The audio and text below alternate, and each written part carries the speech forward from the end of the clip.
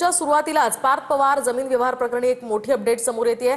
दरम्यान या प्रकरणामध्ये खारगे समितीचा अहवाल आता सादर झालाय। खारगे समितीच्या अहवालात पार्थ पवारांचा थेट या अहवालात उल्लेख करण्यात आलेला नाहीये। यामध्ये शीतल तेजवानी, दिग्विजय पाटील, रवींद्र तारू आणि सूर्यकांत येवले यांच्यावर कारवाईची शिफारस करण्यात आली आहे। तर फौजदारी तपासामध्ये लोकांचा सहभाग आढळला तर कारवाई करावी असं या समितीचं म्हणणं आहे। तर नोंदणी करणारे महसूल, मुद्रांक आणि नोंदणी विभागाचे अधिकारी दोषी असल्याचं समितीचं मत आहे। खारगे समितीचा 4392 पानांचा हा अहवाल आता सादर करण्यात आलाय। दरम्यान या अहवालात नेमकं काय आहे सविस्तर पाहूयात। खारगे समितीच्या अहवालामध्ये कुणालाही क्लीन चिट नाहीये, मात्र कारवाईची टांगती तलवार आहे। नोंदणी करणारे महसूल, मुद्रांक आणि नोंदणी विभागाचे अधिकारी यामध्ये दोषी असल्याचं समितीचं मत आहे।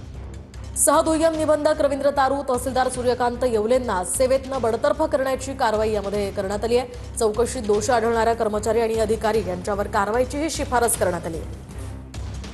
तर सरकारी जमीन खरेदी करण्याची कृती गंभीर आहे। अमेडिया कंपनीकडून दिग्विजय पाटील हे दोषी असल्याचंही या अहवालात म्हटलंय।